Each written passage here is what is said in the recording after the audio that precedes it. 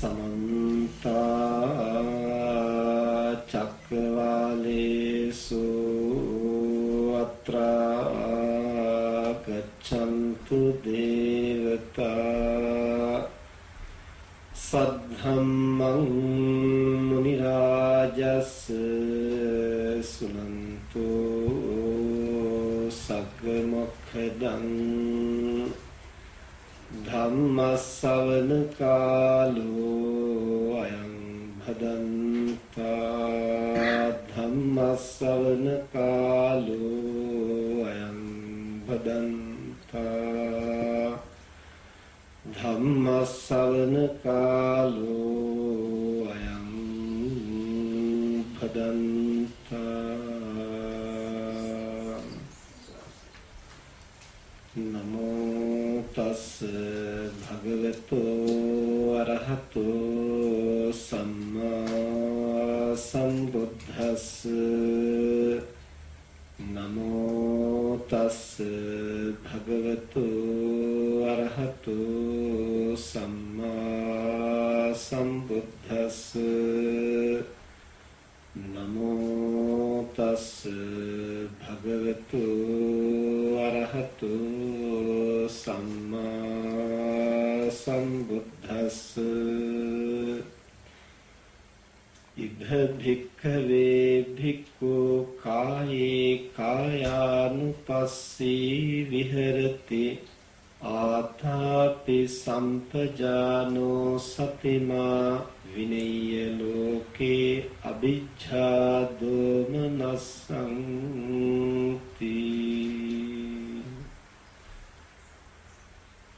अति गौरवनीय महा संඝරත්නයන් අවසරයි සද්ධාවන්ත පින්තුනි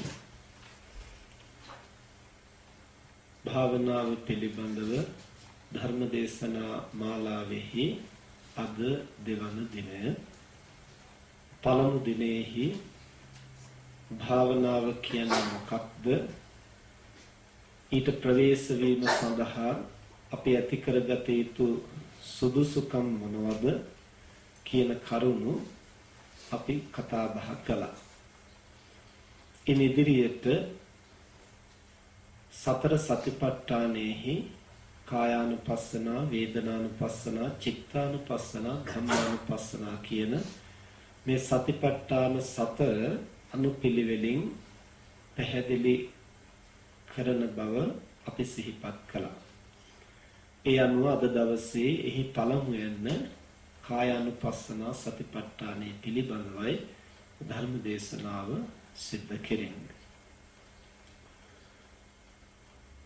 මේ සතර සතිපට්ඨානයේ පිළිබඳව පුළුල් වැටහීමක් ඇති කරගන්නට එක් එක් සතිපට්ඨානයේ පිළිබඳව දින ගණනක් මුළුල්ලේ කතා බහ කිරීම උනත් අවශ්‍ය වෙනවා ප්‍රයෝජනවත් වෙනවා.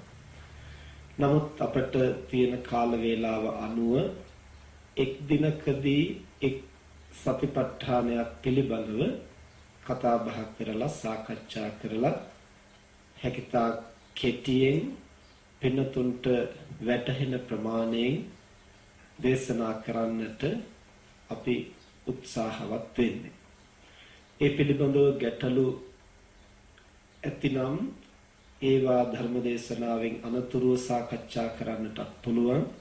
ඒ වගේම සමහර පින්නතුන් ඉඩ කඩ තියෙන හැටියට උදේ කාලේ ඒ වගේම සමහර කෙනෙක් හවස් කාලේ විහාරස්ථානයට පැමිණෙනවා ප්‍රායෝගිකව භාවනාව පුහුණු කරනවා.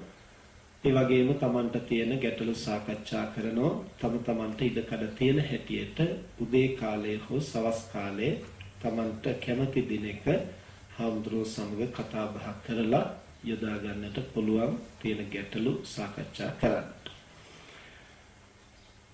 අද ඒ සතිපට්ඨාන සතරෙහි පළමුවෙන් කායානුපස්සනා සතිපට්ඨානය බුදුරජාණන් වහන්සේ දේශනා කරනවා. ඉදපන භික්කවේ භික්ඛු කායේ කායානුපස්සී විහෙරති. මහණෙනි මේ භික්ෂුව එහෙම නැත්නම් සසර බය දැකපු මේ සසරෙහි નિසරු බව දැකපු විමුක්තිය උදෙසා උත්සාහවත් වන තැනැත්තා. මෙතන භික්ඛු කියලා කියන්නේ පැවිද්දා පමණක් කියන එක නෙවෙයි. භික්ෂුන් වහන්සේලාටයි මේ සූත්‍රය දේශනා කරන්නේ. සතිපට්ඨාන සූත්‍රය. ඒ නිසා භික්ෂු කියලා ආමන්ත්‍රණය කරනවා. ඒ වගේම භික්ඛු කියන වචනේ ගැඹුරු අර්ථය තමයි සංසාරේ භයං ඉක්ඛතේති භික්ඛු.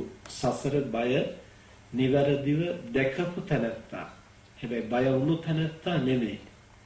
එහිත් යම් වෙනසක් තියෙනවා. මම හිතන්නේ පෙර වෙසක් ධර්ම දේශනාවේදී මම තරමක් ඒක පැහැදිලි කළා. බය දකින්නයි බය වෙනවයි කියලා කියන්නේ දෙකක්. උදාහරණයක් හැටියට ගත්තොත් සර්පවිස වෛද්‍යවරයෙකුයි සාමාන්‍ය පුද්ගලයෙකුයි මහවනේ යනකොට අතිශය විසගෝර සර්පෙක් හමු වෙනවා. ඒ සර්පයා දුටු සැනින්ම අර සර්ප විෂ වෛද්‍යවරයා දන්නවා මේ සර්පයා මෙතරම් බරපතල උග්‍ර විෂ ඇති සර්පෙක්. දෂ්ට කළොත් විනාඩි කිහිපයකින් පැය කිහිපයකින් ජීවිතක්ෂයටපත් වෙනවා. ඒ නිසා මේ සතා මාරාන්තිකයි කියලා ඒ සතාගේ බිය දකිනවා මැනවි. හැබැයි අර සාමාන්‍ය පුද්ගලයා මේ සතා බියජනකයි උග්‍ර විෂයි කියලා අහලා තියෙනවා. අහලා තියෙන නිසා ඒ සාමාන්‍ය මිනිස්සයා සර්පයා දැකපු ගමන් බය වෙනවා. ජීවිත ආසාව නිසා ඒ සර්පයාට බය වෙනවා. එතකොට විෂ වෛද්‍යවරයා බියපත් වෙන්නේ නැහැ. හැබැයි අර තැනත්තාට වඩා හොඳින් ගැඹුරින් මේ සර්පයාගේ තියෙන භයානකත්වය දකිනවා. සාමාන්‍ය මිනිස්සයා බය දකිනවා වෙනුවට බියපත් වෙලා කලබල වෙලා ඇතැම් විට සර්පයා කවා ගන්නටත් පුළුවන්. විෂ වෛද්‍යවරයා සර්පයා ස්පර්ශ කරන්නට උනොත් ස්පර්ශ කරනවා, ඉවත් කරන්නට උනොත් ඉවත් කරනවා, මගහැර යන්නට උනොත් මගහැර යනවා,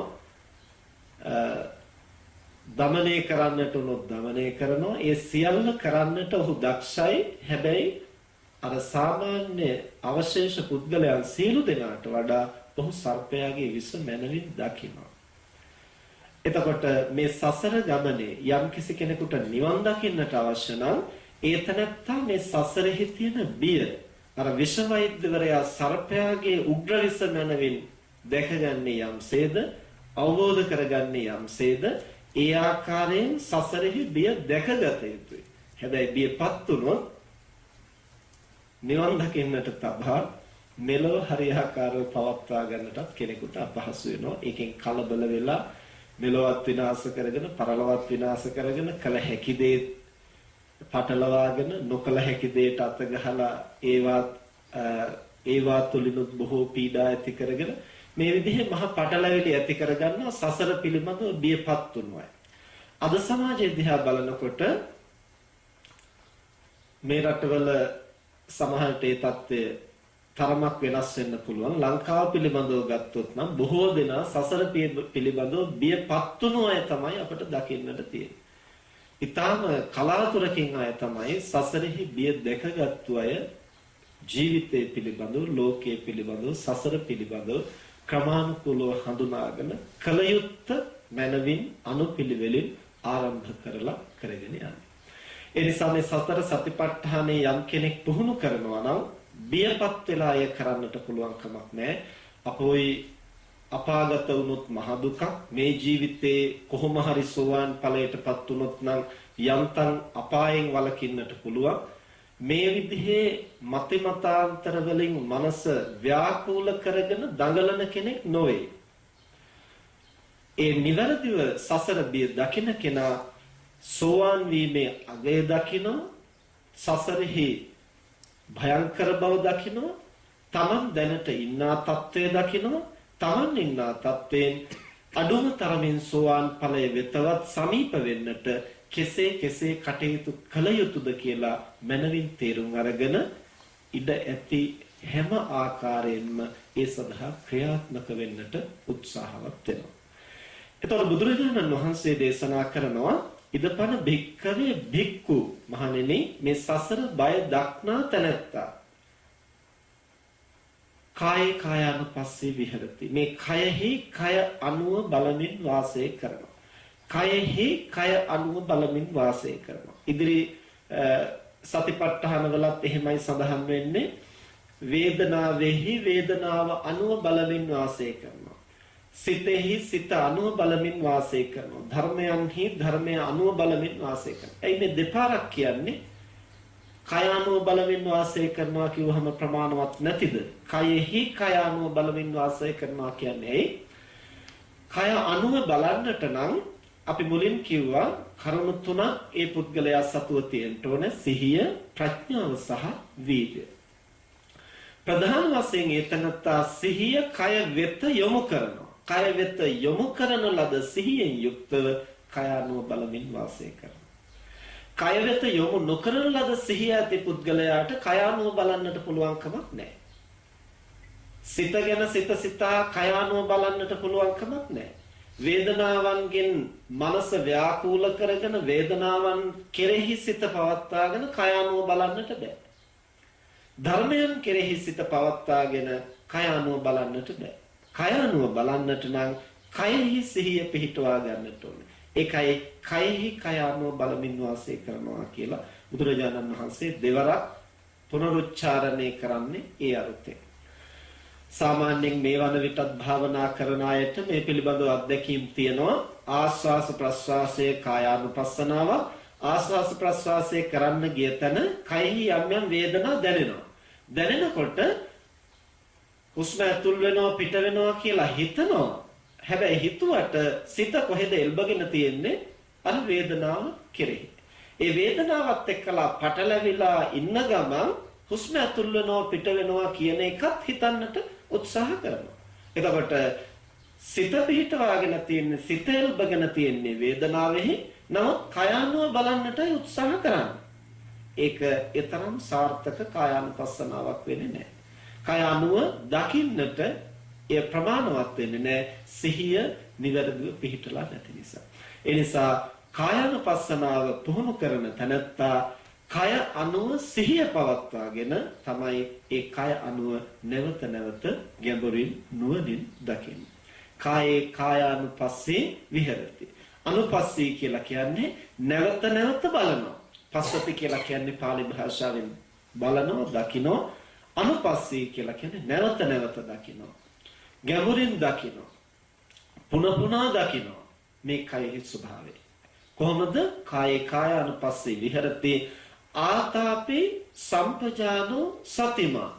අර පෙර දිනේ අපි සිහිපත් කරපු කරුණු තුන කොහොමද කය අනුව මෙනෙහි කරන්නේ? මේ කරුණු වලින් යුක්තව සතිමා සිහියෙන් යුක්තව, සම්පජානෝ නුවණින් යුක්තව, ආතාපි කෙලස් තවන, කෙලස් ප්‍රහාණය කරන, රුචි අරුචිකම් පරයාගිය අවශ්‍යතාවයේ අනුව ක්‍රියාත්මක වෙන දැඩි වීර්යයෙන් යුක්තව එතනත්තා ක්‍රියාත්මක වෙනවා. කොහොමද? විනීය ලෝකයේ අභිජ්ජා දෝමනස්සා. මේ පංචස්කන්ධ ලෝකයේ පිළිබඳව ඇලීම ගැටීම දුරු කරන්නේ අන්න වීර්ය පැහැදිලි වෙන තැන.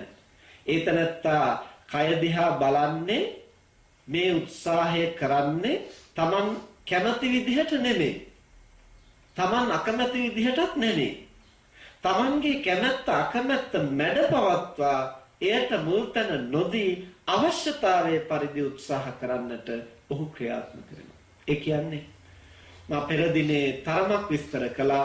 වීර්ය කරනවා කිව්වහම අපි හුඟක් දෙනෙක් හිතන්නේ අපිට හුඟක් වීර්ය තියෙනවා. මමත් කාලයක් හිතාගෙන හිටියා මට බොහෝ දේ කරන්නට පුළුවන්, හොඳ වීර්යයක් තියෙනවා, හිතුවොත් යමක් කරන්න පුළුවන්. මම හිතාගෙන හිටියා ඇත්තටම මට ලොකු වීර්යයක් තියෙනවා කියලා. මම එක්තරා ප්‍රමාණයකින් මා ගැන අභිමානයක් තිබුණා. නමුත් කලක් ගුණධම් වඩද්දී වීර්ය කියන්නේ මොකක්ද කියලා වැටහුණාට පස්සේ ඇත්තටම මට මා ගැනම ලැජ්ජා හිතුණා. අපි වීර්ය කියලා මොකක්ද පුහුණු කරලා තියෙන්නේ?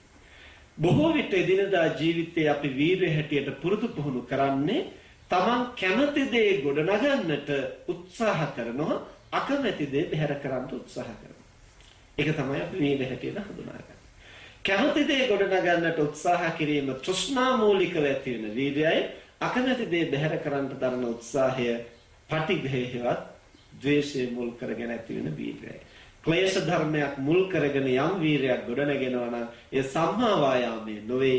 ඒට කියන්නේ මිච්ඡා වායාමය. අකුසල වීර්ය. මේ වීර්ය නැමැති ධර්මය කුසලයට එක්කත් යෙදෙනවා, අකුසලයට එක්කත් යෙදෙනවා. අකුසල් සිත සමග යෙදෙනකොට අකුසල් කරන්නට සහාය වෙනවා. කුසල් සමග යෙදෙනකොට කුසල් කරන්නට සහාය වෙනවා. ඒ නිසා වීර්ය තිබුණට ප්‍රමාණවත් නැහැ.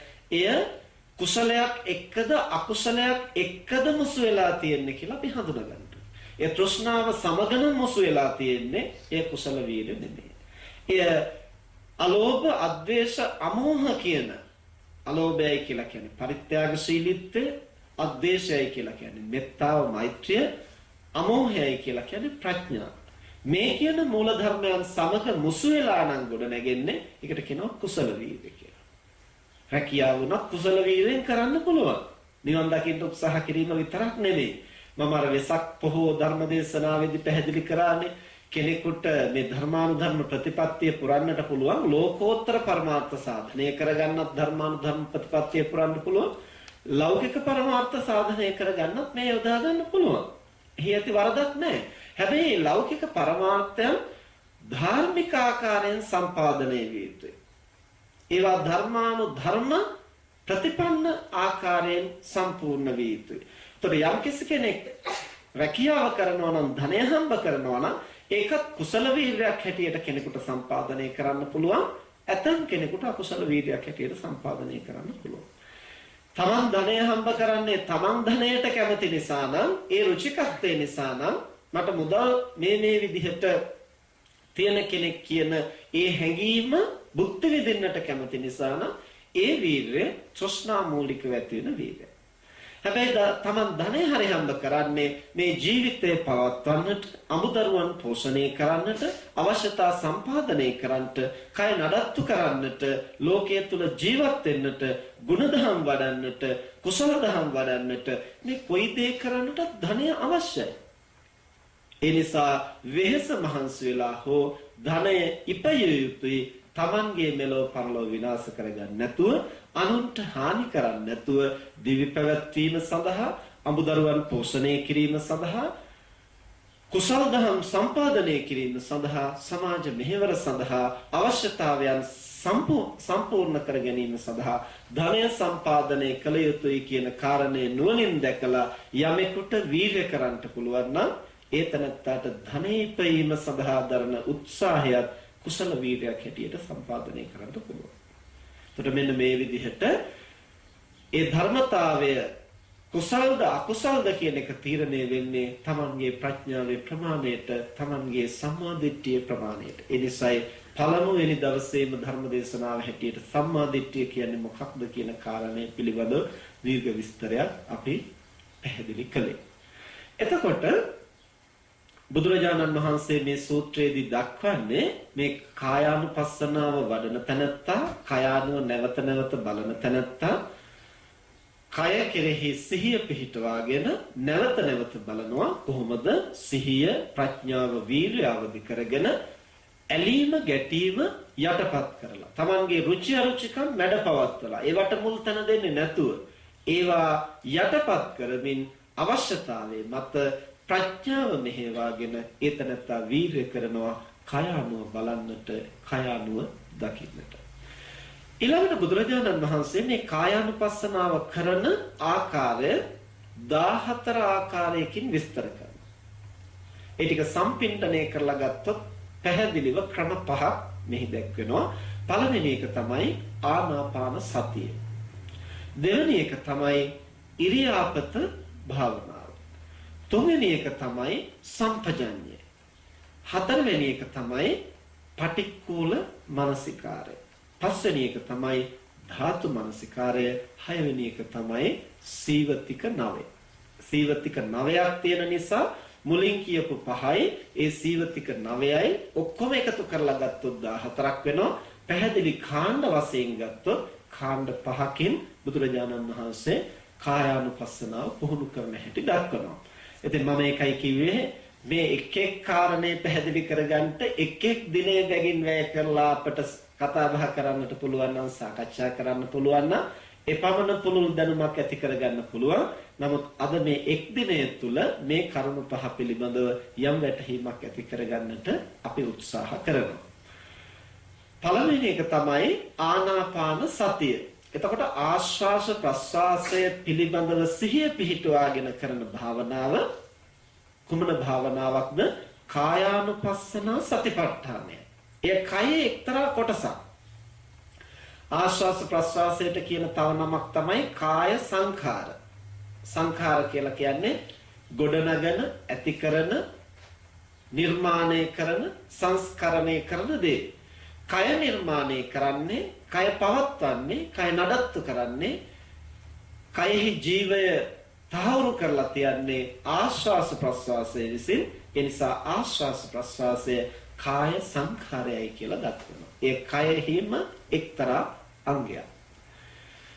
පඨවි ආපෝ තේජෝ වායෝ කියලා මූලික ධාතු හතරකින් කය නිර්මාණය වෙලා තියෙනවා. එතකොට එහි එක් කොටසක් තමයි මේ වායෝ ධාතුව. ඒ නිසා ආශ්වාස ප්‍රශ්වාසය කියන්නේ කයෙහිම එක්තරා කොටසක් වශයෙන් බුදුරජාණන් වහන්සේ පැහැදිලි කරනවා.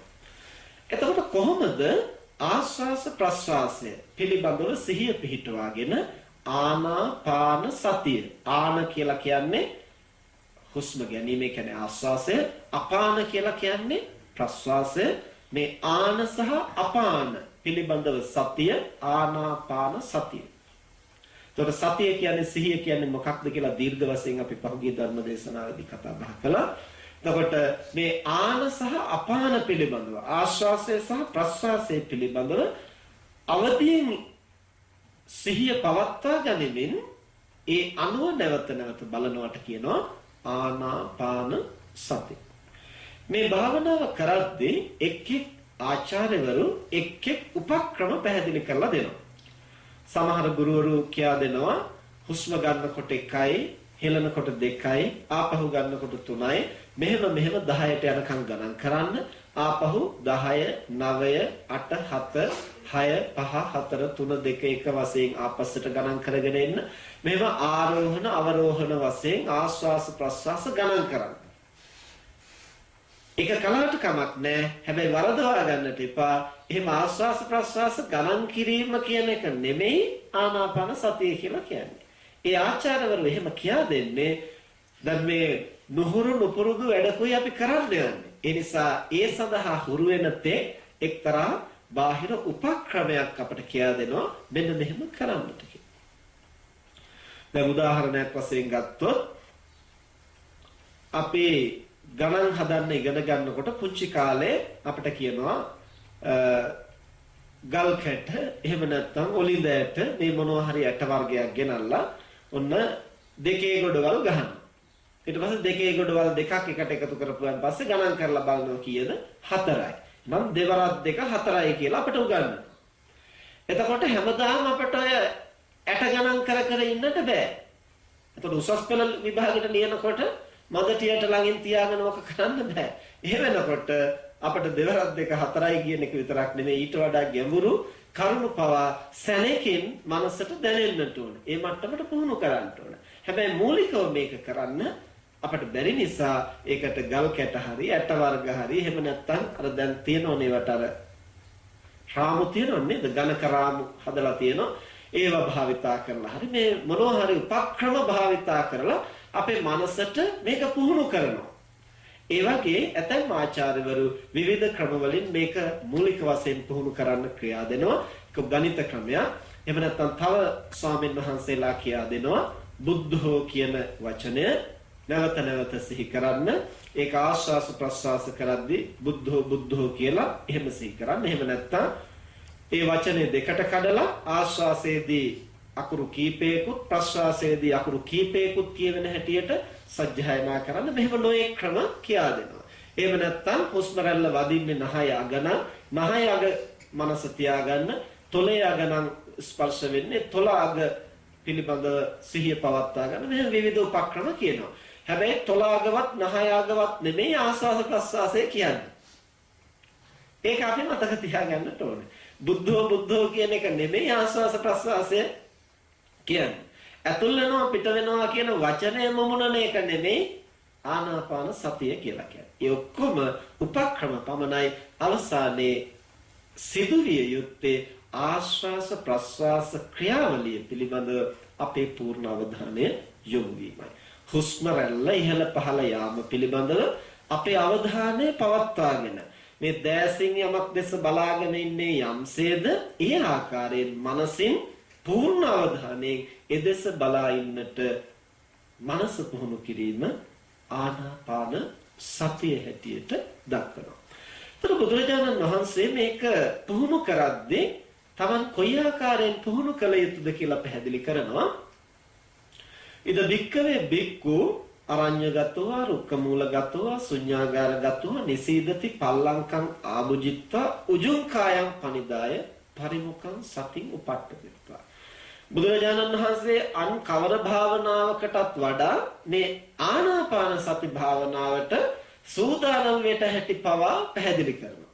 ඒත නැත්තා ආරණ්‍යයට ගිහිල්ලා හරි ගහක් මුලට ගිහින් හරි නැත්නම් කවුරුවක්ගෙන් බාධාවක් නොපැමිණෙන නිදහස් තැනකට ගිහිල්ලා හරි වාඩි වෙලා කොහොමද වාඩි වෙන්නේ? පල්ලංකම් ආභුජිත්වා පලක් බැඳගෙන. පිරිමි පක්ෂේ නම් කකුල් දෙක ඉදිරියෙන් මෙහෙම කතිරයක් හැටියට තියාගෙන. ඉතින් ඒක වඩාම හොඳ ක්‍රමය තමයි පිටිපතුල් දෙක කලවා උඩට එන හැටියට මෙහෙම තියාගන්නේ. හැබැයි හැමෝටම එහෙම වාඩි වෙන්න අමාරුයි. ඒකට කියනවා පద్මාසනයයි කියලා. ඒක තමයි භාවනාවේදී පිරිමි පාර්ශ්වයට හොඳම මනස ඒකාග්‍ර වෙන, චිත්ත සමාධිය ඇති වෙන, කාය භාවනාව සිද්ධ වෙන ඉතාම ප්‍රශස්ත ඉරියව්ව ඒකයි.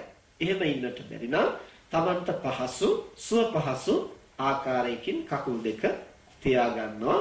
ටික වේලාවක් කෙලින් පවතින්නට පුළුවන් හැටියට.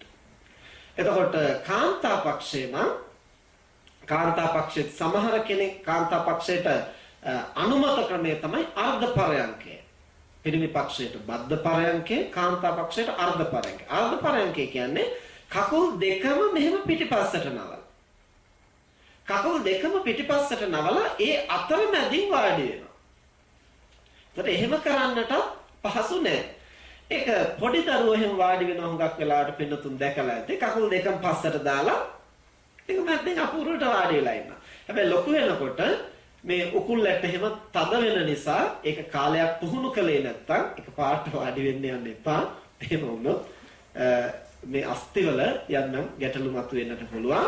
කෙනෙකුට අවශ්‍ය නම් ටික ටික පුහුණු කරන්න. ඒකට හොඳම ක්‍රමය තමයි කකුල් දෙක පිටිපස්සට නවලා ඒ අතරින් වාඩි වෙන්නට උත්සාහ කරනවා. තට්ටන් බිම වදින්න නැත්තම් ඒ ප්‍රමාණයට පොඩි කොට්ටයක් තියාගෙන. ඊට පස්සේ ටික ටික ඒ කොට්ටේ උස අඩු කරමින් එහෙම ටිකෙන් ටික වැඩි හිටි කෙනෙකුට උනත් මේක පුහුණු කරන්න පුළුවන්. සමහරුන්ට නම් ස්වභාවයෙන්ම එහෙම වාඩි වෙන්න පුළුවන්. ඒක තමයි ප්‍රශස්ත ක්‍රමය. එහෙම නැත්තම් Tamanට පුළුවන් ක්‍රමයකට. සමහර අය ස්ත්‍රී පක්ෂයත් ඉදිරියට කකුල් දෙක නවාගෙන වාඩි වෙනවා. ඉතින් ගැටලුවක් නැහැ. Tamanට පුළුවන් හැටියට. හැබැයි හොඳට මතක තියාගන්න ඕනේ ආනාපාන සතිය කරනකොට ඔය කකුල් දෙක පැත්තකට දාලා පැත්තකට නවලා වාඩි වෙන ක්‍රමේ ඊතරම්ම උචිතයි කියලා මම හිතන්නේ. මොකද ආශ්වාස ප්‍රශ්වාසයේදී බුදුහාමුදුරු විශේෂයෙන් දක්වන උජුං කායං පනිදාය ශරීරයේ කෙලින් තියෙන්න ඕන. අනිත් කවර භාවනාවකටත් වඩා ආනාපාන සතියේදී බුදුහාමුදුරු අවධාරණය කරන උජුං කායං හොඳට ශරීරය ඍජු වෙන්නට ඕන. මොකද ආශ්වාස ප්‍රශ්වාසයේ සඳහා මේ ආශ්වාස ප්‍රශ්වාස කරන ශ්වසන පද්ධතිය හරියට පැහැදිලිව ක්‍රියාත්මක වෙන මට්ටමට තියෙන්න ඕනේ. එහෙම නැති වුණොත් මේ වායු ධාරාව යන ක්‍රමයේ විකෘති වුණොත් දැන් අපි මේ භාවනාවකදී උත්සාහ කරන්නේ මම මුල් දවසේම පැහැදිලි කළා භාවනාවේ අවසන් ඵලය විය යුත්තේ යථා භූත ඥාන දර්ශනය. ඒ කියන්නේ පවතින ස්වභාවයෙන් දැන ගැනීම. විකෘති නොවි. අපි ඒකට කියන ඇති සැටියෙන් වටහා ගන්නවා. තියෙන ආකාරය තියෙන විදිහෙන්ම. ඒක විකෘති නොවි හරියට පැහැදිලිව තෝරා ගැනීම. එතකොට ආස්වාස ප්‍රස්වාසයේ විකෘති ආකාරයෙන් නම් ක්‍රියාත්මක වෙන්නේ අපිට හඳුනා ගන්න වෙන්නේ විකෘතිය. එතකොට එතන යථා භූත ඥාන දර්ශනයේ පහළ වෙන්නේත් නැහැ. කය හරියට ක්‍රියාත්මක වෙන්නේත් නැහැ. පෙනහළු වලට අවශ්‍ය ප්‍රමාණයට ඒ ගර්ථ හැම එකක්ම නිවැරදිව ක්‍රියාත්මක වෙන්නේත් නැහැ. ඒ කය ඇකුළුනහම, කය ඇද වුනහම, කය හිර වුනහම පෙනහළු වල හැම ගර්ථයකටම නිසි විදිහට ඔක්සිජන් වායුව, අම්ලකර වායුව ක්‍රියාත්මක වෙන්නේ නැහැ. එහෙම වෙනකොට ස්නායු පද්ධතිය හරියට ක්‍රියාත්මක වෙන්නේ නැහැ. මොළය හරියට ක්‍රියාත්මක වෙන්නේ මාංශ පේශි හරියට ක්‍රියාත්මක වෙන්නේ. එහෙම ගත දුබල වෙනකොට නිද්‍රාශීලී බවක් තමයි ඇති වෙන්නේ. කායික ප්‍රබෝධය ඇති වෙන්නේ. කාය ප්‍රබෝධමත් වෙන්නේ නැත්තම් කායික සුඛය, කායික සැහැල්ලුව ගොඩනගන්නට අමාරුයි. එහෙම වුණොත් භාවනා කරන්න පටන් ගත්ත තැන ඉඳලා ඔක්සිජන් වායුව අවම වීම නිසා කයේ ඇතිවන තෙහෙට්ටුවත් එක්කලා යම් නිදිබර ගතියක්, නිද්‍රාශීලී ගතියක් මතුවෙන්නට ඉඩ තියෙනවා. නිසා තීන මිද්දේ ඇතිවීමේ ප්‍රධාන සාධකයක් වෙනවා කයේ ඇතිවෙන යම් යම් විකෘතිතාවයක්. ඒ නිසා මව් පක්ෂය අය වාඩි වෙනකොට තමන්ට පහසු ක්‍රමයක් භාවිතා කළාට කමක් නැහැ. හැබැයි කය ඍජුව තියෙන්නට ඕන කියන එක කකුල් දෙක සමහරුන්ට පැත්තට නමලා කෙලින් වාඩි වෙන්න පුළුවන් අය ඉන්නවා. ඒක එක්කෙනාගේ කය ස්වභාවයත් එක්ක. ඒක තමන් තීරණය කරන්න ඕන. ඒ සඳහා සුදුසු ක්‍රමය මොකක්ද කියලා. එතකොට තව කාරණයක් මතක තියාගන්න ඕන. භාවනා කරන්න ගිහිල්ලා භාවනා කරද්දී ඉරියව්ව හදා භාවනා කරන්න යාමේදී භාවනාවට යම් යම් බාධක ඇති වෙන්නට පුළුවන්. හැබැයි මුල් අවස්ථාවේදී ඒකේ තරම් ගැටලුවක් නෙමෙයි. අපි පුහුණු වෙන්න උත්සාහ කරන්නේ. නිසා භාවනා කරද්දී උනත් ටික ටික අවශ්‍ය විදිහට ඉරියව් වෙනස් කරගෙන සුදුසු ක්‍රමේ හදාගත්තට කමක් නැහැ. දිගටම භාවනා කරද්දී ඉරියව්ව වෙනස් කර හිටියොත් අපිට ඒකාග්‍රතාවය කියන එක ඇති කරගන්න තරමක් බාධාක් වෙනවා. පහුගිය දිනක උදෑසනේ භාවනා කරද්දී එක මහත්මයෙක් ඇහුවා භාවනා කරද්දී ඉරියව් මාරු කිරීම වරදක් නැද්ද? ප්‍රඥාව පහළ වෙන්නට ඉරියව් මාරු කිරීමේ වරදක් නැහැ. එතකොට සිහිය පවත්වන්න ඉරියව් මාරු කිරීමේ ගැටලුවක් නැහැ. හැබැයි ඒකාග්‍රතාවය ඇති කරන්න ප්‍රධාන බාධකයක් වෙනවා ඉරියව් මාරු කිරීම. ඊළඟට ඉරියව් මාරු කිරීමේදී අපි හඳුනා ගන්න ඕනේ ඇයි ඉරියව් මාරු කරන්නේ? අපෝ මෙහෙම ඉන්නකොට නම් අමාරුයි කියලා පහසුවෙන් ඉන්න නම් තමන් මොකක් හොයාගෙනද ගිහින් තියෙන්නේ? තමන්ගේ රුචිකත්වය. එහෙනම් භාවනා කරන්න නෙවෙයි උත්සාහ කරලා තියෙන්නේ. තමන්ගේ රුචි අරුචිකම් වලට වහල් වෙලා. අන්න එහෙම වුණොත් හැබැයි වීර නෙවෙයි. හැබැයි අනිත් පැත්තත් මතක තියාගන්න ඕනේ. එහෙමනම් රුචි අරුචිකම් වලට වහල් වෙන්න හොඳ නැහැ. කැඩුනත් කවන්නේ ඔහොමම ඉන්නවා කියලා ලේ ගමන නැවතිලා නහර හිර වෙලා සියල්ලම අක්‍රිය වෙලා අංශයක් පණ නැති වෙනකන් එහෙම වාඩි වෙලා ඉන්න උත්සාහ කරන්න එපා. ඒකත් භාවනාව නෙමෙයි. ඒක එක්තරා අන්තගාමී වීම. ඒ නිසා කයට අනතුරු නොවන මට්ටම හඳුනා ගන්නත් ඕනේ. හැඟීම් වලට වහල් නොවන මට්ටම හඳුනා ගන්නත් ඕනේ. භාවනා කරන්න ගිහලා කයට අනතුරු වෙන්න බෑ. එහෙමනම් නහර තද වෙලා නම් මේ ගමන් කරන්න නැත්නම් ඒක තේරුම් අරගෙන සකස් කරගන්න ඕනේ. හැබැයි සම්පූර්ණ ලේ ගමනාගමනයේ කෙරුණා නොහුරුණු පුරුදු බව නිසා පොඩි පොඩි වේදනා දැනෙන්නට පුළුවන්. ඒක කයේ ස්වභාවය. ඒකට වහල් වෙන්නට යන්න හොඳ නැහැ. ඒ නිසා මේ මනසේ දරා ගන්නට බැරිකමද මේ කායික අවශ්‍යතාවයක්ද කියන මේ දෙක තෝරගන්නට ඕනේ. හැමතිස්සෙම භාවනාවේදී අපට ওই වෙනස හඳුනා ගන්න වෙනවා. මේ හැඟීමකට වහල් වීමක්ද මේ අවශ්‍යතාවයක්ද? අවශ්‍යතාවයක් නම් ඒකට ඉඩ දෙන්නට ඕනේ. ඒක හැඟීමට වහල් වීමක් නම් ඒක මැඩපවත්වන්නට යටපත් කරන්නට වීර්ය කරන්න ඕනේ. ওই දෙක පටලවා නොගත යුතුයි. පටලවා ගත්තොත් අගතිගාමීව හානි සිද්ධ කරගන්නවා. එතකොට මේ ආනාපාන සතිය කරන තැනත්තා ඔය විදිහට පල්ලංකං ආභුජිත්වා පලක් බැඳගෙන කියන්නේ පහසු විදිහට කකුල් දෙක හොඳට ස්ථාවරව තියාගෙන උජුං කායම් පනිදාය. ශරීරය හොඳට කෙලින් තියාගෙන පරිමුඛං සතෙන් උපට්ඨපෙත්වා තමන්ගේ කයේ ඉදිරිපසට තමන්ගේ සිහිය පිහිටුවා ගන්න. අවධානය දැන් ආනාපාන සතිය කරන කෙනා සිහිය පිහිටුවා ගන්නේ කොතනටද? කයේ ඉදිරිපසට. ඒ කියන්නේ මේ නාසය, මුහුණ, උගුර ආදී මේ ඇසුරු කොට පපුව මේ කියන ඉදිරිපසට තමන්ගේ අවධානය හඳවා ගන්නවා. සිහිය පවත්වා ගන්න. පරිමුඛං සතින් උපට්ඨපෙත්වා සිහිය ඉදිරියෙන් මෙහෙම පවත්වා ගන්නවා. හරියටම කියනවා නම් අපේ මූණ දිහා වෙන කෙනෙක් බලාගෙන ඉන්නා වගේ. එහෙම නැත්නම් අපි වෙන කෙනෙකුගේ මූණ දිහා බලාගෙන ඉන්නා වගේ. සිහිය තවන්ගේ ඉදිරියෙන් මෙහෙම පිහිටුවා ගන්න ඕන. තව කෙනෙකුගේ මූණ දිහා බලා ඉන්නකොට අපිට කොහොමද පේන්නේ? ඒ වගේ අපේ මූණ දිහා අපි බලාගෙන ඉන්න පුළුවන් මට්ටමට දැන් මේ අපි අධීක්ෂණයක් කරන්න යන්නේ. මේ මම මේක කරනවා කියන මට්ටමට આવොත් අපි උත්සාහයෙන් හුස්ම ගන්න, හුස්ම හෙලන්න, හිර කරගන්න මේ නොයේ જાති වලට ගිහිල්ලා අන්තිමට වෙහෙසටපත් වෙනවා.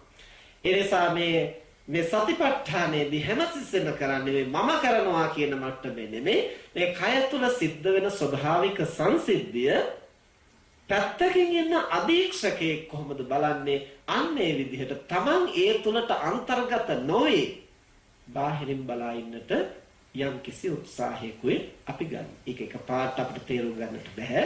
කලක් පුහුණු කරද්දී ටික ටික හඳුනා ගන්නට පුළුවන්. එතකොට දැන් ඒ විදිහෙන් ඉදිරිපසට සිහිය පිහිටුවාගෙන දැන් අපි බලාගෙන ඉන්නවා. මොකක්ද? සෝ සතෝ අස්ස සති සතෝ පස්ස සති. සිහියෙන් යුක්තව ආශ්වාස කරනවා, සිහියෙන් යුක්තව ප්‍රශ්වාස කරනවා. ඒ කියන්නේ අවධානයෙන් යුක්තව ඒ කෙරෙහිම මනස පවත්වාගෙන ඒ කෙරෙහිම අවධිය පවත්වාගෙන ආශ්වාස ප්‍රශ්වාස කරනවා. හැබැයි මෙතන ආශ්වාස ප්‍රශ්වාස කරනවා කියලා කිව්වට ආශ්වාස ප්‍රශ්වාස කෙරෙන හැටි බලා ඉඳීමයි කල යුත්තේ. කරනවා කියලා කියන්නේ මේක තමන් විසිනුයි කරන්නේ. හැබැයි ඒ තමන් විසින් උත්සාහයෙන් කිරීමක් ගැන නෙමෙයි මෙතන කියන්නේ. ඒ ආශ්වාස ප්‍රශ්වාස කිරීම පිළිබඳව සිහිය පිහිටුවාගෙන බලා සිටීම. අනුපස්සති. එහෙම නැත්නම් අනුපස්සනා කියලා සඳහන් කරන්නේ ඒකයි. එතකොට සිහියෙන් යුක්තවම ආශ්වාස කරනවා, සිහියෙන් යුක්තවම ප්‍රශ්වාස කරනවා. එතකොට එතනදී මුලදී අර වගේ උපක්‍රම යොදන්නට පුළුවන් ගණන් කිරීමක් හෝ 1 2 කියලා සිතීමක් හෝ ඇතුල් වෙනවා පිට වෙනවා කියලා හිතීමක් හෝ උපක්‍රම යොදන්න පුළුවන්. හැබැයි කලක් යද්දී ඒ වචන සියල්ල බැහැර කරලා පූර්ණ අවදියෙන් හරියට අපි තව කෙනෙක් දිහා බලා ඉන්නකොට කෙසේ පෙනෙනවාද ඒ විදිහට බලා හිඳින්නට උත්සාහවත් විය යුතුයි. දැන් මගේ ඇඟිල්ල දිහා බලා ඉන්නකොට මේ ඇඟිල්ල පාත් වෙනවා ඉස්සෙනවා පේනවනේ නේද? එතකොට ඒත් එක්ක මම ඇස්පිල්ලම් ගහනවත් පේනවනේ, තොල් හොලවනවත් පේනවනේ. මේ ඔක්කොම එකවර පේනවා. දැන් වෙන වෙනම හිතන්න යන්නේ අන්න හාමුදුරු ඇඟිල්ල ඉස්සුවා ඔන්න පාත් කළා, ඔන්න ඇස්පිල්ලම් ගැහුවා, ඔන්න තොල ඉස්සුවා, ඔන්න ඇකුළුව. එහෙම හිතන්න යන්නේ වෙන වෙනම. වචන මොකුත් නැහැ, බලා ඉන්නකොට ඔක්කොම ටික පේනවා. අන්න ඒ වගේ ඒ හුස්ම රැල්ල ක්‍රියාත්මක වෙන ආකාරය දිහා වචන ඔක්කොම පැත්තකින් තියලා බලා ඉන්නට උත්සාහවත් වෙනවා. ඉතින් මෙහෙම කරනකොට මුලදී අපිට නොඑක් ಜಾති මතක් වෙනවා, හෙට කරන්න තියෙන වැඩ කටයුතු සැලසුම් ගැන මතක් වෙනවා, ඇඟේ පතේ වේදනා දැනෙනවා, අපහසුකම් දැනෙනවා, නිදිමත එනවා, නොඑක් අර්බුද මතුවෙනවා. හැබැයි හැම මොහොතකම මනසට අවවාද කරන්න ඕනේ. ඒක තත්පර කීපයක් හරි මම මේ වැඩේ හරියට කරන්න ඉගෙන ගන්නවා. ඒක තත්පර 2-3ක් හරි මේ කිව්ව දේ හරියට කරන්න පුළුවන්ද කියලා මම බලනවා. එයි මට එහෙම කරන්න බැරි, මෙච්චර දේවල් මම කරන්නේ. එහෙම බැරි වෙන්නට විදිහක් නැහැ. අනිත් අයත් කරනවා නම් මටත් ඒක කරන්න පුළුවන්. ජීවිතේ මේ තරම් දේවල් මම කරලා තියෙනවා නම් මේක කරන්න බැරි මොකද? ඒ නිසා එක සුළු වෙලාවක් හරි මේක හරියට කරන්න මම උත්සාහ කරනවා කියලා මනසට අවවාද කරමින්, මනසට යම්කිසි ප්‍රබෝධයක් ඇති කරමින් තත්පර කීපයක් හරි මේක හරියට කරන්න උත්සාහ කරන්න ඕන. කාලේ ගොඩක් වෙලා ගත කිරීම නෙමෙයි භාවනාවේදී අවශ්‍ය වෙන්නේ. මම පැයක් හිටියා, පැය දෙකක් හිටියා කියන එක නෙමෙයි වැදගත්. පැයක් හරි පැය දෙකක් හරි ඉන්න පුළුවන් නම් හොඳයි. ඒක කායික සංවරය. හැබැයි සිත අවශ්‍ය තැන නැත්තම් ඒකේ තරම් අර්ථවත් දෙයක් වෙලා නැහැ. ඒ නිසා කය නිවැරදිව පවත්වාගෙන සිතත් නිවැරදි තැන පවත්වා ගන්න පුළුවන් නම් තමයි භාවනාව නිවැරදිව කරගෙන යන්නට පුළුවන් වෙන්නේ. එතකොට ඔය විදිහට බුදුරජාණන් වහන්සේ දේශනා කරනවා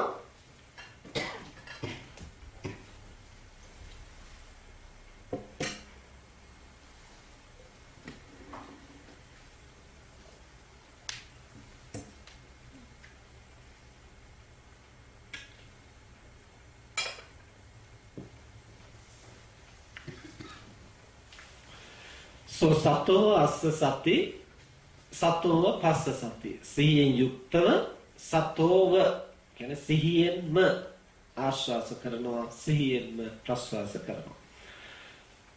ඊළඟට දීඝං වා අස්ස සන්තෝ දීඝං අස්ස සාමීති පජානාති දීඝං වා පස්ස සන්තෝ දීඝං පස්ස සාමීති පජානාති. දීර්ඝ වශයෙන් හුස්ම ගන්නකොට දීර්ඝ වශයෙන් හුස්ම ගන්නවා කියලා දැනගෙන සිහියෙන් යුක්තව ඒ කාර්ය කරනවා. දීර්ඝව ප්‍රශ්වාස කරනකොට දීර්ඝව ප්‍රශ්වාස කරනවා කියලා දැනගෙන ඒ කාර්ය කරනවා. කෙටියෙන් හුස්ම ගන්නකොට කෙටියෙන් හුස්ම ගන්නවයි කියලා දැනගෙන ඒක කරනවා. කෙටියෙන් ප්‍රශ්වාස කරනකොට කෙටියෙන් ප්‍රශ්වාස කරනවා කියලා දැනගෙන ඒක කරනවා.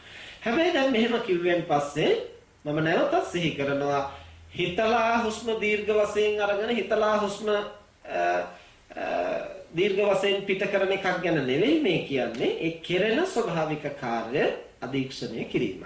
මුලදි Tamanට අවශ්‍ය නම් වාර කීපයක් මේක හිතලා හුස්ම ඉහළ පහළ කරලා බලුවට කමක් නැහැ. හැබැයි දිගින් දිගටම භාවනාව මුළුල්ලේම ඒක කරන්න යන්න එපා. එහෙම වුණොත් මේ පපුවේ මාංශ පේශි වලට පෙනහළු වලට වෙහෙසක් දැනෙන්න ගන්නවා. ටික වෙලාවක් යනකොට අපහසු වෙනවා. ඒ නිසා අවශ්‍ය නම් 3 වරක් 4 වරක් 5 වරක් විතර හොඳට පෙනහළු පිරෙන්නට. එතට පෙනහළු පිරෙන්න හුස්මක් අරගෙන තත්පරයක් විතර රඳවා තියාගෙන ඊට පස්සේ හිමින් සැරේ පිට කරලා මෙහෙම වරක් දෙකක් තුනක් හතරක් පහක් කරලා ඕනනම් ඒ ගැන අවධානය පිහිටුවා ගත්තට කමක් නැහැ. හොඳට පෙනහළු පිරෙන්න හුස්මක් ගත්තාම කයත් හොඳට ප්‍රබෝධමත් වෙනවා. ඒ වගේම අවධානයත් ඒත් එක්කලා පිහිටුවා ගන්න පහසුවක් ඇති වෙනවා. ඒ පහසුව නිසා කෙනෙක් වාර කිහිපයක් උත්සාහයෙන් හුස්ම ඉහළ පහළ හෙළුවට කමක් නැහැ. හැබැයි එතනින් පස්සේ ඒක උත්සාහයෙන් කරන්නට යන්නේ ස්වභාවිකව කෙරෙන දේ බලා ඉන්නට උත්සාහ කිරීමයි කරන්නේ. ඊළඟට තථාගතයන් වහන්සේ දේශනා කරනවා සබ්බකාය පටිසංවේදී අස්ස සිස්සාමේති සික්ඛති සබ්බකාය පටිසංවේදී පස්ස සිස්සාමේති සික්ඛති. මේ මුළු ආශ්වාස ප්‍රශ්වාස කයම මෙතන කය කියලා කියන්නේ ආශ්වාස ප්‍රශ්වාසය. මුළු ආශ්වාස ප්‍රශ්වාසයේම පූර්ණ වශයෙන් සිහිය පිහිටවාගෙන ආශ්වාස කරනවා ප්‍රශ්වාස කරනවා. ඒ කියන්නේ මුලදී අපට ආශ්වාස ප්‍රශ්වාසයේ එක්තරා කොටසක් විතරයි දැනෙන්නේ. ඒ කියන්නේ මේ නහය ඇතුලේ පොඩ්ඩක් යන්තම් නලියාගෙන යනවා තේරෙන. එහෙම නැත්නම් උගුර හරිය පොඩ්ඩක් ස්පර්ශ වීගෙන යනවා දැනෙනවා.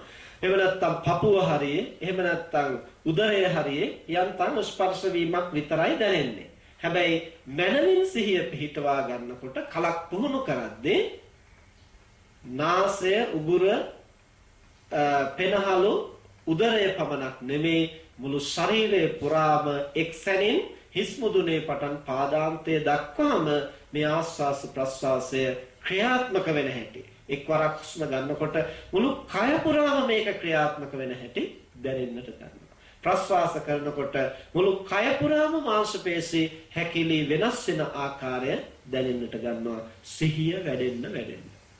හැබැයි මේවා ගැන වෙනම හිතනවා නෙමෙයි අපි කරන්නේ සිහියෙන් යුක්තව බලා හිඳීමයි. මේ බලා ඉන්නකොට සිද්ධ වෙන දේ ටිකෙන් ටික දැනෙන්නට අවබෝධ වෙන්නට පටන් ගන්නවා. එතකොට කලක් ප්‍රගුණ කරද්දී මුළු ආශ්වාස ප්‍රශ්වාස කයම හරියට දැනගෙන එහි ආරම්භය, එහි මැද, එහි අවසානය කියන මේ අවස්ථා තුනම මනවින් දකිමින් ආශ්වාස ප්‍රශ්වාස කරන්නට හැකියාව ඇති වෙනවා. ඒ මට්ටමට සිහිය ප්‍රගුණ වෙනවා. ඊළඟට පස්සම්භයං කාය සංකාරං අස්ස සිස්සාමේති සික්ඛති පස්සම්භයං කාය සංකාරං පස්ස සිස්සාමේති සික්ඛති. මුළු ආශ්වාස ප්‍රශ්වාස කයම සංහිඳවමින් ආශ්වාස කරනවා ප්‍රශ්වාස කරනවා. ඒ මොකක්ද? ඒ සමහරව කියන්නේ ටික වේලාවක් ආශ්වාස ප්‍රශ්වාස පිළිබඳව සිහිය පවත්වාගෙන ඉන්නකොට නොදැනී ගියා. දැනෙන්නේ නැතුව ගියා. ඒ දැනෙන්නේ නැතුව ගියා කියලා කියන්නේ අර මුලින් තිබිච්ච රළු භාවය ටික අඩු වෙලා ගිහිල්ලා ඊටාම සැහැල්ලු වෙලා යනවා. හැබැයි සැහැල්ලු වෙලා ගියාට නැති වෙලා නෙමෙයි. දැනෙන්නේ නැත්තම් එතන තියෙන්නේ සිහියේ අඩු බව. නොදැනී තියෙන්නට විදිහක් නැහැ. ආස්වාස ප්‍රස්වාසයේ නැවතිලා නැහැ. ආස්වාස ප්‍රස්වාසයේ තියෙනවා. ඒක දැනෙන්නට ඕනේ. හැබැයි සිවුම් වෙන්නට පුළුවන්. ඒ සිවුම් වුණාම දැනෙන්නේ නැත්තේ එතනින් එහාට සිවුම් භාවයේ ග්‍රහණය කරන්න තරම් අපේ සිහිය වැඩිලා නැහැ. ඒකයි සමහරු කියන්නේ ටික වේලාවක් කරගෙන යනකොට දැනෙන්නේ නැතුව ගියා. ඊට පස්සේ ආස්වාස ප්‍රස්වාස නැහැ. හැබැයි නැහැ කියලා ඉන්නකොට උන ටිකක් වෙලා යනකොට ආයෙ පටන් ගන්නවා. ඒ නැහැ කියලා හිතනකොට අපේ මනසට අරමුණක් නැහැ. එතකොට මනස පොඩ්ඩක් චංචල වෙනවා. මනස පොඩ්ඩක් චංචල වෙනකොට ආයෙ ආස්වාස ප්‍රස්වාසය රළු වෙනවා. රළු වෙනකොට ආයෙ දැනෙන්නට පටන් ගන්නවා. ඒ නිසා නොදැනී යනවා කියලා කියන්නේ නැතිවීම නෙමෙයි සියුම් වීමයි. ඒ සියුම් වෙන ප්‍රමාණයට සිහිය සියුම් කරමින් ප්‍රඥාව සියුම් කරමින් වීර්ය සියුම් කරමින් ඒකාග්‍රතාවය සියුම් කරමින් එය හඳුනා ගන්නට අපි උත්සාහවත් විය යුතුයි. එතකොට එහෙම හඳුනාගෙන ඒ තුල සිහිය පිහිටුවා ගන්නකොට පස්සම් භයං කාය සංකාරං අස්සසිස්සාමීති සික්ඛති. මේ ආශ්වාස ප්‍රශ්වාසී තාම සූක්ෂම වෙලා ඊටාම සැහැල්ලු වෙලා ක්‍රියාත්මක වෙනවයි කියලා දැනගෙන එය පවත්නවා. මෙන්න මේ විදිහට විවිධාකාරයෙන් ආශ්වාස ප්‍රශ්වාසයේ පිළිබඳව ඇති වෙන වෙනස්කම් පිළිබඳව සිහිය පවත්වාගෙන ඒ පිළිබඳව නැවත නැවත බැලීම ආනාපාන සතියයි. ඒ ආනාපාන සතිය කායානුපස්සනාවේ පළවෙනි පරිච්ඡේදයේ හැටියට එක් භාවනා ක්‍රමයක් හැටියට බුදුරජාණන් වහන්සේ දේශනා කරන එක් කර්මස්ථානයක් හැටියට කායානුපස්සනාව වඩන කෙනෙකුට අවශ්‍ය නම් ඔය ආශ්වාස ප්‍රශ්වාසය කියන කමඨහන ඒ ආරම්භණය අරගෙන ඒ මත සිහිය පුහුණු කරන්නට පුළුවන් කියන එකයි එහි තේරුම. ඊළඟට දෙවෙනි කාරණේ දෙවෙනි කර්මස්ථානයේ හැටියට බුදුරජාණන් වහන්සේ දේශනා කරනවා ඉරියාපත භාවනාව. පුනච පරම් භික්කවේ භික්ඛු ගච්ඡන්තෝ ගච්ඡාමීති පජානාති. තිතෝ තිතෝම් හේති පජානාති. නිසින්නෝ නිසින්නෝම් හේති පජානාති. සයනෝ සයනෝම් හේති පජානාති. යථා